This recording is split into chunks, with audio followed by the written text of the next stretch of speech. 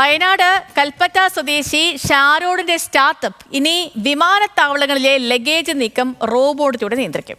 സുഹൃത്തുമായി തുടങ്ങിയ സ്റ്റാർട്ടപ്പ് ബംഗളൂരുവിലെ പ്രമുഖ ഗവേഷണ വികസന ലാബുമായി സഹകരിച്ചാണ് റോബോട്ടുകളിൽ നിർമ്മിക്കുക. ലഗേജ് നീക്കത്തിന് പുറമെ വ്യവസായ കേന്ദ്രങ്ങളിൽ ഭാരം വഹിക്കുന്നതിനും റോബോട്ടുകളെ ഉപയോഗിക്കും.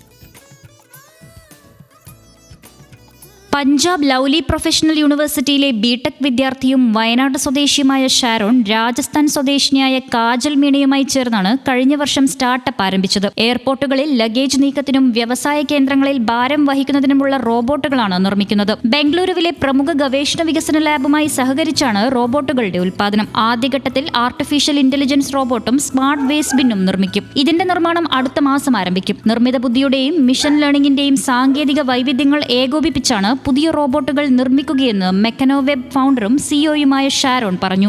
മാനുഫാക്ചറിങ് സ്റ്റാർട്ട് ചെയ്തിട്ടുണ്ട്. നെക്സ്റ്റ് മന്ത് സ്റ്റാർട്ട് ചെയ്യും.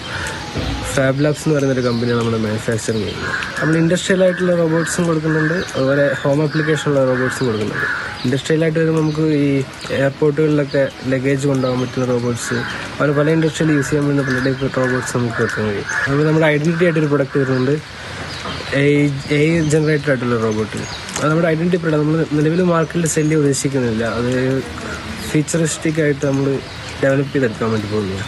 രണ്ട് ഉൽപ്പന്നത്തിന്റെയും ലോഞ്ചിങ് 2026 ജനുവരിയിൽ നടത്താനാണ് ലക്ഷ്യം വയ്ക്കുന്നത്. കൊച്ചിയിലുള്ള പ്രമുഖ റോബോട്ടിക് സ്ഥാപനമായ ഫാബ് ലാബുമായി ഇത് സംബന്ധിച്ച കരാർ ഒപ്പുവെച്ചു കഴിഞ്ഞു. നിർമ്മാണ പ്രവൃത്തിക്ക് മുന്നോടിയായി ഈ മാസം 28-ന് മാനന്തവാടി ബ്രഹ്മഗിരി ഹോട്ടലിൽ നടക്കുന്ന ചടങ്ങിൽ മന്ത്രി OR കേളു ഇത് സംബന്ധിച്ച പ്രഖ്യാപനം നടത്തും. ചേരികൊല്ലി കുഴിവേലിൽ ജോസ് തോമസിന്റെയും സോഫി തോമസിന്റെയും മകനാണ് ഷാരോൺ. ന്യൂസ് മലയാളം, വയനാട്.